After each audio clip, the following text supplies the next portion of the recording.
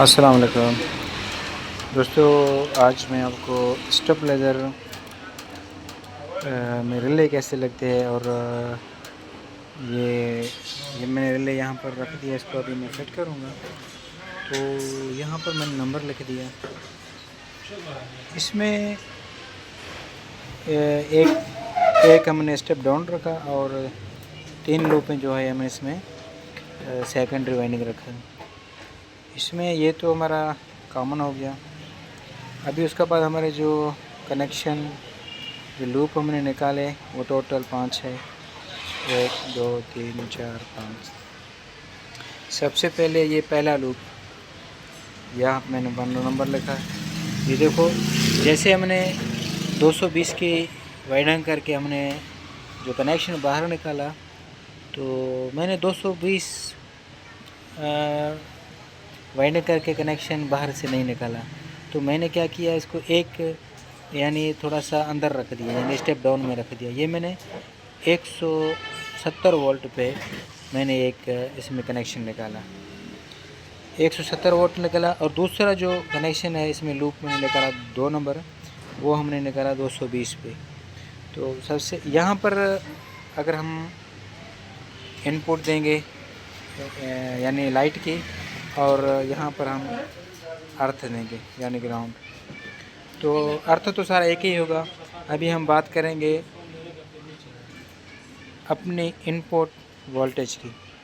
तो हमारी जो बिजली की तार है, तो जब हमारी बिजली 170 पे आ जाएगा तो हमारी बिजली की तार यहाँ पर आ जाएगा। जैसे रेगुलेटर स्टॉपलर कैसा होता है उसी तरह, जैसे 220 पे आ जाएगा वो यहाँ पर आ जाएगा। ठीक हो गया। तो एक बार एक रिले हमारे जो काम करेगा वो स्टेप डाउन पे काम करेगा, यानी 170 वोल्ट पे इसमें इसके साथ वो चिपक जाएगा, यानी उसका कनेक्शन इसके साथ हो जाएगा, कनेक्ट इसके साथ हो जाएगा। जैसे 220 हो जाएगा तो इसके साथ हो जाएगा, तो वो रिले के ज़रिए हो जाएगा। वो कैसे होगा, जैसे ये रिले है, ठीक है। इस रिले पे 3 पॉइंटें होते हैं,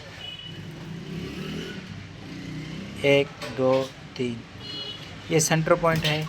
यहाँ पर हम बिजली की तार देंगे, और जैसे बिजली हमारी 170 वोल्ट होंगे यानी डिम होगा, तो ये जो कनेक्शन है ये रिले बंद होगा। रिले बंद होगा तो ये देख रहे हैं कनेक्शन, ये डायरेक्ट ऊपर के साथ कनेक्ट है, यानी इस पॉइंट के साथ ये कनेक्ट है। जैसे हमारी लाइट डिम होगा तो ये इसके साथ कनेक्ट होगा, इसके साथ कनेक्ट होगा तो ये इसके साथ जुड़ा हुआ होगा। ये जो पहला लूप है इसके साथ जुड़ा हुआ होगा। अभी बात करेंगे, जैसे हमारी लाइट 220 होगा, 220 पे ये रिले ऑन होगा। जब ये रिले ऑन होगा तो हमारी ये सेंटर वाला जो पॉइंट है, यहाँ पर जो हमारी बिजली की तार लगा हुआ है, ये इसके साथ कनेक्ट होगा। इसको छोड़ के इसके साथ कनेक्ट होगा। जैसे बिजली फुल होगा तो इसके साथ कनेक्ट होगा। तो अभी ये फ़ारक होगा, जैसे बिजली फुल होगा तो इससे कनेक्शन हमारा फ़ारक होगा। ठीक हो गया। अभी हमारे यहाँ पर काम आ जाएगा। अभी 220 से आगे जो हमारे वोल्टेज है वो यहाँ पे काम होगी। अभी हमारी जो सेकेंडरी वाइंडिंग है वो काम करेगा।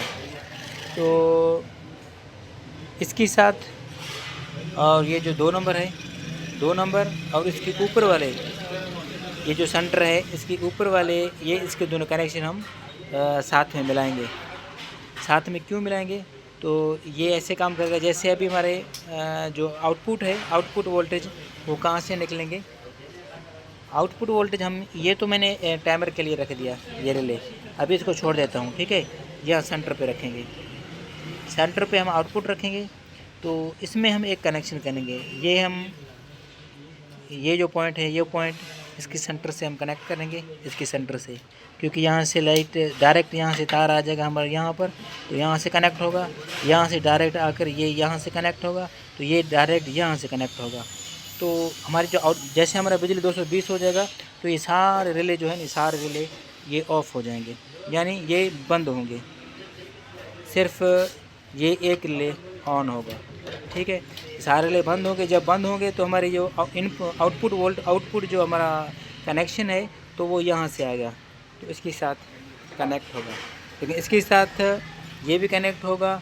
तो यहाँ पर लाइट लगा हुआ है, तो ये दोनों हम आपस में मिलाएंगे और ये भी इसके साथ कनेक्ट होगा। यानी जब 220 वोल्टेज हमारे आ जाएंगे तो लाइट की, तो 220 वोल्टेज ही चलेंगे हमारे। तो हमारे जो ट्रांसफार्मर है वो स्टेबलाइजर के वो काम नहीं करेगा।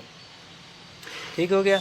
अभी जैसे हमारे लाइट थोड़ा सा कम होगा, अगर 170 पे आ जाएगा तो इस पे वोल्ट आ जाएंगे, ये बंद होगा। ठीक है, ये बंद होगा तो ये काम करेगा।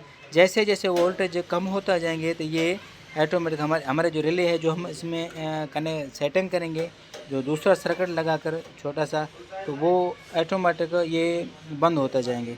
ठीक है, जैसे ये सारे रिले बंद हो जाएंगे तो ये हमारे आउटपुट जो वोल्टेज है वो बढ़ेंगे।